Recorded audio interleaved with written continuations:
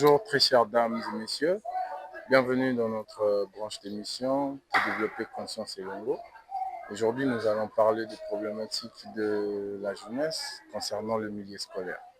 Et aujourd'hui nous avons fait un tour dans notre légendaire lycée Baoyo, précisément à Bandalungwa, et ça instruit beaucoup de nos dignitaires aujourd'hui.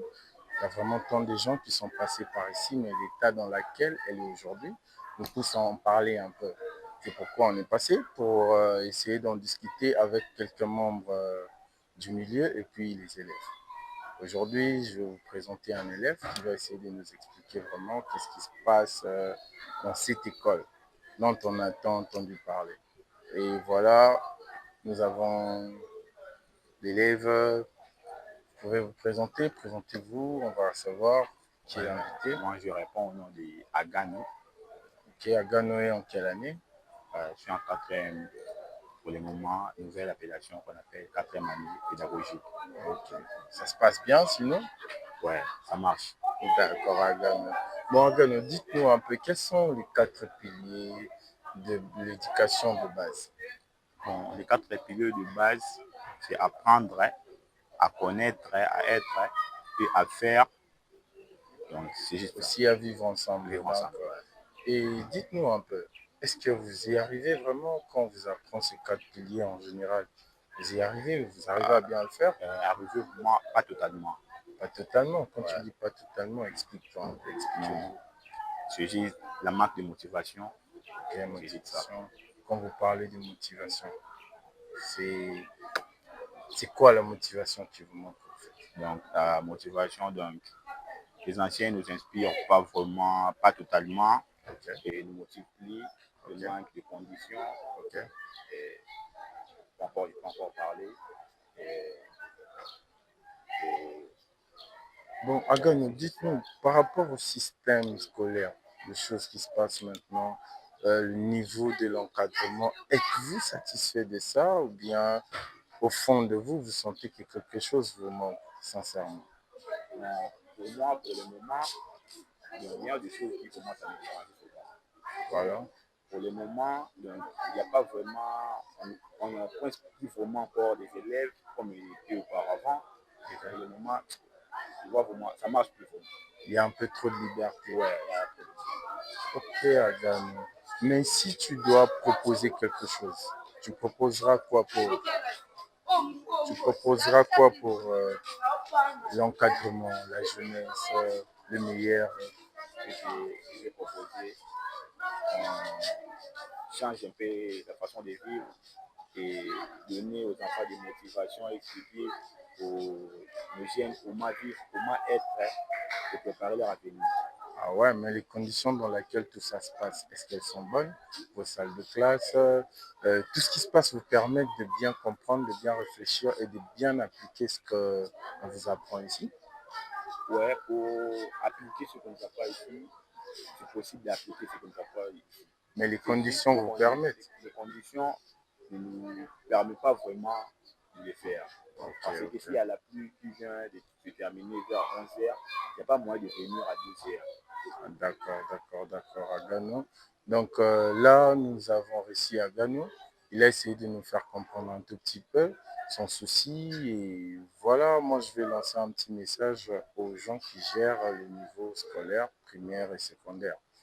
De nos jours, nous avons des élèves habillés comme ça. Quand ils parlaient de cette manque de motivation, j'essayais de faire une analyse. C'est dû à ceux qui ont déjà fini, mais qui ne leur inspirent rien du tout. Et c'est pourquoi? C'est parce que le système, elle est limité. Le système ne permet pas à devenir une meilleure personne en soi. Pourquoi? Parce que ceux qui dirigent permettent à leurs enfants d'aller faire les études à l'étranger pour revenir travailler ici. C'est pendant que ceux qui viennent travailler ici et ceux qui ont étudié ici, ceux qui viennent d'ailleurs ont plus de valeur parce qu'ils ont des diplômes, des papiers de l'étranger. Moi, j'appelle ça une forme de complexe, mais voilà, c'est la triste réalité de notre milieu éducatif. Merci, très chères dames et messieurs. Ça, c'était une branche et on va recevoir tout à l'heure les professeurs pour nous éclaircir un peu mieux. Merci à Gano, bonne soirée à vous. Merci à vous aussi. Ok. Et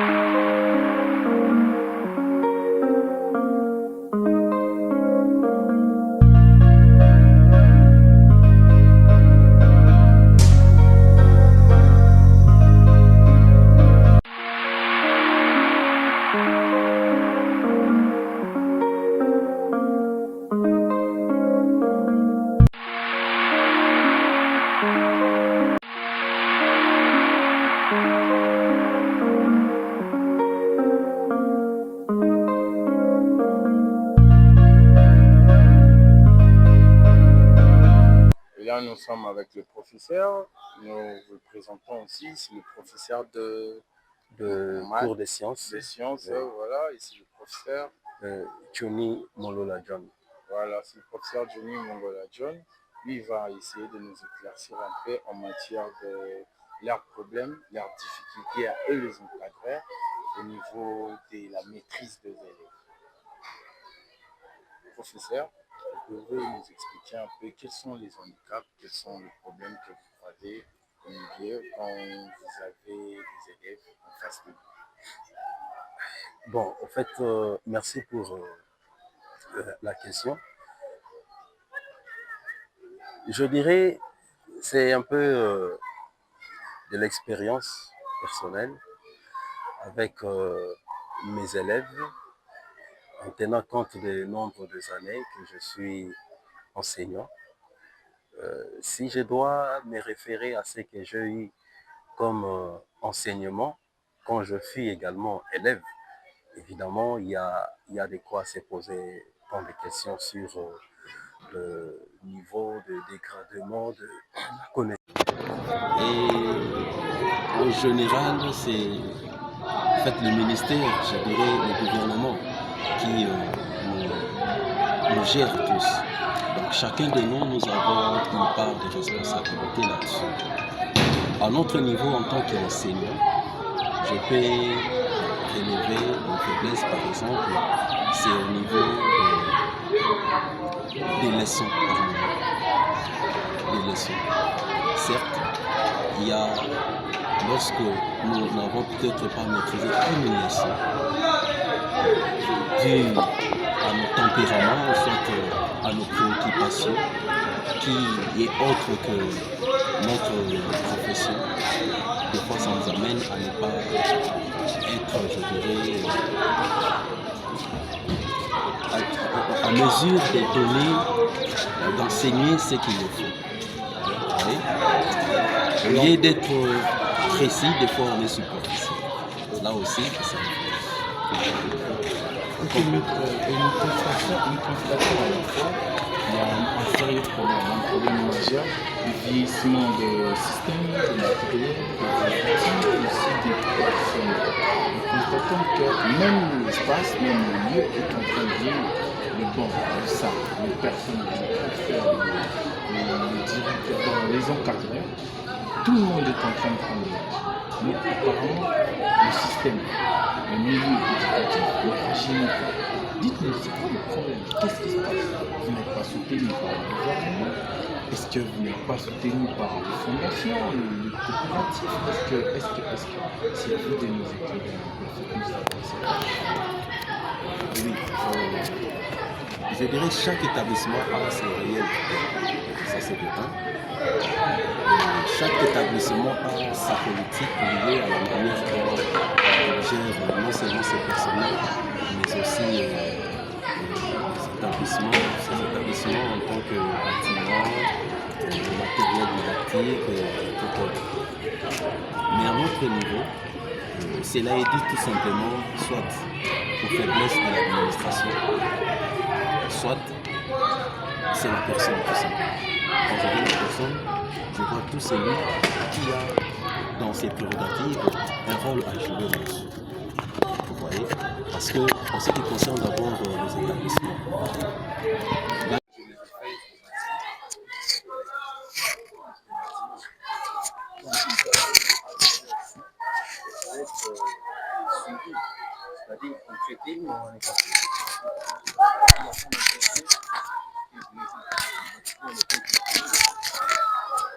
le bâtiment ne peut que vieillir et à la fin des comptes, nous allons remarquer des toits qui se détériorent. Il suffit que la pluie puisse s'abattre. Les tôles sont facilement décolmatées Tout ça, ce sont des problèmes. Et au niveau de personnel, des fois, c'est l'âge aussi. Remarquez, par exemple, nous sommes dans une école où, si vous sillonnez, vous allez voir, remarquer que certains enseignants qui ont déjà l'âge avancé, mais ils n'en peuvent rien, vu que la vie est devenue difficile, ils sont là que pour enseigner. Le jeune, il ne viendra pas. Il ne s'attendait pas à ce que le jeune vienne, dans la mesure où les enseignants n'inspirent plus. Les enseignants n'inspirent plus. Être enseignant est devenu par moment dans nos sociétés un sujet de faiblesse. Faiblesse dans la mesure où un enseignant ne peut pas prendre en charge son foyer. Voyez-vous, enseignant que je suis, oui, certes, je veux enseigner, des fois parce que je trouve que être devant les élèves, tenir la clé, me met dans une situation où je me sens à l'aise. Mais quand je finis d'enseigner, directement, je me rappelle que je n'avais pas mangé. Non seulement je n'avais pas mangé, je dois rentrer à la maison. Comment atteindre ma maison? Et quand j'arrive chez moi à la maison, je trouve qu'il n'y a rien à manger. Je dois réfléchir encore pour trouver à manger. Voyez-vous? Alors tout ça, ce sont des situations qui, déjà nos frères à la maison, nos épouses à la maison, soit les époux, ils se posent des questions. Un peu pour dire, renonce carrément à cette profession, essaye d'être ne serait-ce cambiste quelque part, ou essaye d'être, certains disent, oui, afin de trouver ne serait-ce à manger chaque jour à la maison. Alors tout ça, ce sont des réalités qui font que nous remarquons le vieillissement de nos bâtiments, du personnel, et des fois même de nos bancs. Nos bancs se cassent et on ne sait pas remplacer. Chaque année, on peut comptabiliser le nombre de bancs qui sont cassés. Les taux peuvent être soit établis dans le rapport en attendant en question, mais c'est un souhait de voir que l'année prochaine, on puisse obtenir de nouveaux bancs, mais il n'y en aura pas. Nous attendons parce que dans nos établissements, nous avons toujours des unités, des structures qu'on appelle des unités pédagogiques, où nous soumettons tous nos désidératas qui lient les personnels par moment, les enseignants, je dirais, les élèves, l'administration par rapport à l'évolution de l'année scolaire. Mais qu'est-ce qu'on fait? Chaque jour, nous répétons la même chose.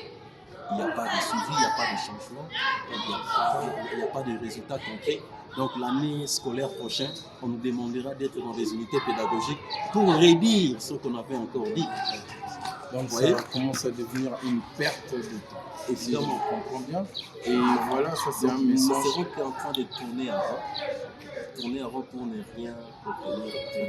Et ça c'est un message aussi directement au ministre des enseignements primaires et secondaires, parce que ça c'est une école conventionnée de l'État.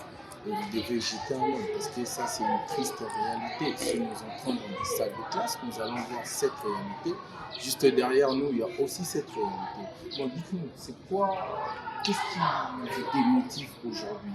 Est-ce que c'est suite au manque de salaire, aux impayements? Et déjà, que je signale aussi, dans ces pays, on est dans un pays où la personne la plus importante, c'est l'éducateur, parce que c'est eux qui éduquent l'avenir, qui préparent l'avenir, mais ils sont moins payés que les députés. Voilà. Vous pouvez nous dire quels sont qu'est-ce qui vous démotive? Le problème aujourd'hui de l'enseignement, c'est le salaire. Parce que si le salaire n'est pas décent, on ne saura pas aussi être fourré. Il y a des enseignants qui sont recherchés, mais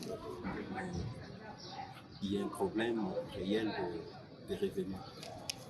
Je ne peux pas m'hasarder avec mes miettes pour aller faire des recherches.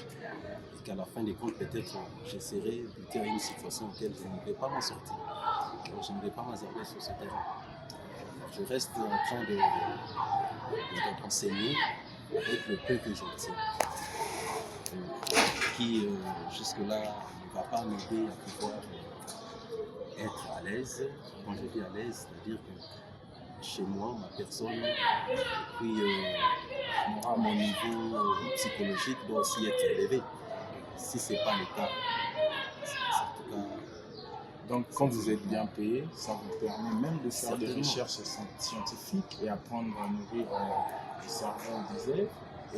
Évidemment. D'ailleurs, lorsque nous y réfléchissons, nous pouvons aussi comprendre que, en tant qu'enseignant, je peux me sentir bien dans ma peau en tant qu'enseignant. Mais à la fin, quand je finis d'enseigner, que je dois quitter ce moment-là, que je me rends compte que j'ai perdu un temps, je dois vite courir. Si je n'avais pas obtenu les 1000 francs, je dois faire des acrobaties de part et d'autre. Penser à qui pouvoir tendre la main pour que demain j'arrive aussi à être à l'école, faire le même travail. Donc si le travail que nous faisons peut nous assurer notre lendemain, notre quotidien, du point sur le plan de vie sociale, je pense que ça va relever beaucoup de défis. Monsieur le ministre ou madame la ministre, je pense bien que vous êtes avec nous. Et chers députés, on vous vote pour régler ce genre de problème. En tout cas, votre place n'est pas là-bas pour vous asseoir et négocier autre chose que ce genre de problème. C'est pourquoi vous êtes là. Mais il y a une dernière question. Nous constatons et nous remarquons clairement cette manque d'éducation efficace, un manque d'apprentissage efficace, de formation efficace. Nous avons des élèves qui terminent. Et il a obtenu son diplôme, mais il est incapable de défendre ce qu'il a appris. Okay? Il y a même ces problèmes au niveau universitaire. Un élève finit l'université, il va recourir vers l'INPP. Pourquoi ne pas associer votre système éducatif à une pratique efficace comme l'INPP, un peu comme le système pour rendre les élèves un peu plus performants, plus efficaces? Qu'est-ce qui manque? Est-ce que c'est le soutien du gouvernement? Est-ce que c'est manque de matériel? Est-ce que vous pouvez nous dire? Oui, déjà, par rapport à ça, de mon point de vue, parce qu'il faudrait, puisque vous avez touché le système éducatif auquel nous sommes en train en fait, d'affronter, non, non, c'est ce nouveau système auquel nous est donné, nous ne sommes pas confrontés, mais du moins qui nous est donné dans la mesure où c'est avec ça que nous en tant qu'enseignants, nous utilisons pour donner quintessence de ce qui a été prévu là-dessus. C'est bien bon, mais de mon point de vue, j'ai toujours dit, même l'ancien système n'était pas aussi mauvais. Je ne dirais pas aussi que ce nouveau système est mauvais, quand même on peut en trouver des difficultés là-dessus. Mais d'une part, c'est toujours l'homme qui est au centre. Le niveau de dégradement de nos élèves n'est pas donné dans les rendez-vous de donner après avoir reçu. C'est en fait le manque de concentration et d'attention par moment qui est aujourd'hui difficile pour certains de nos élèves, je dirais la majorité de nos élèves. Pourquoi est-ce que je dis ça? Je dis ça parce que, d'une part, nous enseignants, nous sommes faibles. Nous ne savons pas prendre l'autorité devant nos élèves. Certes, certains diront que non, c'est dans l'ancien système où c'est le professeur qui était le maître, et alors que dans l'enseignement, il faudrait que les élèves ainsi que les enseignants puissent avoir un niveau de compréhension afin que l'élève puisse se sentir dans la notion, soit dans la leçon, et cela permettra à l'élève de pouvoir émerger et comprendre la leçon jusqu'à la fin de ses études. Oui, c'est bien beau. Mais d'une part, il y a aussi les parents. Les parents ont aussi un rôle à jouer. À part les parents, il y a aussi l'école.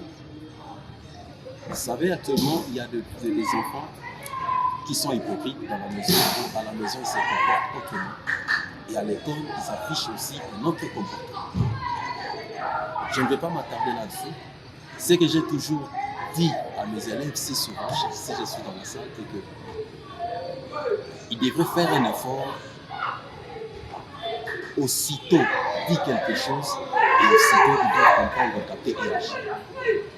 Qu'est-ce que moi je remarque? Je ne sais pas dans d'autres écoles, certains enseignants peuvent aussi remarquer. Donc, vous dites à un élève de faire la lecture, par exemple. Il vous regarde. Bien entendu, ce n'est pas parce qu'il n'a pas entendu ce que vous lui avez dit. Donc si, il a bien entendu. Mais il n'agit pas. Il attend à ce que tu puisses récidiver la même question. Et des fois, tu dois redire la même question avec un ton élevé. À ce moment-là, il se sentira que non, on s'adresse à lui. Donc pour que l'enfant, soit l'élève, puisse agir, ou soit se mettre à une action, il faut hausser les têtes. Lorsque vous parlez calmement, ils ne réagissent pas. C'est une situation qui, si vous êtes attentif, même dans des différentes familles, lorsqu'un enfant est en train de regarder la télévision et que la maman a besoin de lui, excusez, par exemple, elle dit « Jacques, peux-tu me rendre service, m'apporter les gobelets qui se trouvent sur la table ?» Ce n'est pas que Jacques n'avait pas entendu. Jacques a entendu la voix de la maman et tout ce que la maman a dit. Mais Jacques reste borné à la télévision. La maman va faire quoi cette fois-là? Elle va encore récidiver pour la deuxième fois. Jacques, s'il te plaît, je t'ai demandé de m'apporter les gobelets qui se trouvent sur la table. Jacques ne va pas bouger. Une fois, maman crie, Jacques, qu'est-ce que je dis? Et quand maman crie, Armélie était dans la chambre, peut-être papa venait d'entrer, et tous vont se poser la question, pourquoi tu cries? Qu'est-ce qui se passe? Au moment là que Jacques va se mettre debout pour agir. Déjà, cette façon de parler, sur le plan psychologique, retarde aussi la compréhension de certaines notions chez les enfants. Alors moi, je demanderais à nos parents, à nous, enseignants, de faire une formation, de savoir parler ensemble, de ne pas crier. Ça, c'est vraiment un problème sérieux. C'est vraiment un problème sérieux. C'est ce qui est aussi, je trouve, un handicap auquel nous devons tous nous atteler là-dessus pour essayer de changer cette situation. Et là, c'était le prof, il a détaillé ce qu'il faut faire pour améliorer le secteur éducatif. Mais il a bien souligné, chaque bâtiment, chaque école a ses propres problèmes. Ce qui est commun est un problème de salaire, de motivation. Ils font leur travail. Ils sont prêts à faire leur travail et donnent le nécessaire. Vous l'avez bien entendu, mais à la mesure du possible, ils sont obligés à venir sans pour autant être payés deux fois. Et les salaires ne sont pas convaincants, si je peux me le permettre. Donc, essayez de nous aider à bien faire notre travail. Essayez de les aider, de les assister, de les assumer même, parce qu'on a un gouvernement en place, on a des dirigeants en place, on a des décideurs, et il y a l'argent qui circule de part et d'autre. Cet argent-là peut permettre à cette école de redevenir la légende d'un lycée Baoulou Kelfou. Parce que moi, mon père a étudié ici, moi j'ai étudié dans cette première salle-là, ma mère a étudié dans la deuxième salle. Donc c'était une école où nous, quand on venait ici, on nous appelait les enfants de Bourges, les riches en fait. Mais aujourd'hui, ça ressemble à rien. Il y a des salles qui n'ont que 3 bancs, il y a la cour qui est vraiment sale, il y a les bâtiments qui ont besoin d'être rénovés, il y a tout un système qui a besoin d'assistance. Et à l'époque, nous, on bénéficiait même des outils UNICEF. Moi, j'ai le sac, le stylo, le cahier, tout UNICEF ici. Dans cette école, mais aujourd'hui, il y a de l'argent. Notre gouvernement, vous pouvez vous organiser pour ce genre de choses, pour des écoles conventionnelles. Et une chose, je vais rappeler, je vous propose de nous inclure les systèmes INPP dans le niveau lycéen, collégien, dans ces genres, dans ce sens, niveau secondaire, pour aider les élèves à bien apprendre à être plus pragmatiques. La théorie, elle est bonne, mais elle affaiblit parfois le physique. Elle renforce la morale, mais les deux sont toujours bonnes. Et merci, professeur. Ça a été un plaisir de vous recevoir aujourd'hui et de nous recevoir aussi. C'est une contribution. Ok, mais si vous pourriez dire une dernière chose aux gens qui nous suivent directement et à tous ces membres-là qui peuvent ajouter un plus dans votre situation pour essayer d'améliorer votre secteur, qu'est-ce que vous dites? Oui, en tant qu'enseignant, nous avons des situations qui sont connues de tous. À la mesure des possibles, tous élus, tout est prêt au devant. Surtout les ressortissants de cette ancienne école qui aujourd'hui est presque, je dirais, abandonnée, peuvent d'une manière ou d'une autre mettre la main à la poche et venir avec les amis afin de relever un peu non seulement les niveaux et aussi la situation sur le plan administratif, sur le plan des bâtiments et pourquoi pas des enseignants. Et ipso facto, cela aura des retombées positives au niveau de nos élèves. En général, les parents ne vous fatiguez pas. Parce que les autorités, d'une manière ou d'une autre, réfléchissent afin que les niveaux de nos élèves sur le plan éducatif puissent vraiment grimper à la hausse. Il suffit seulement de faire le travail en tant que parent à la maison. Et je sais qu'il y a toujours des difficultés sur le plan financier, mais que cela ne soit pas vraiment de l'obstacle pour que nous puissions donner le meilleur de nous à nos enfants, afin que demain nous puissions espérer une bonne éducation. Une bonne éducation nous apportera aussi de bonnes personnes qui feront des choses mieux que nous pouvons aujourd'hui trouver que ce n'est pas.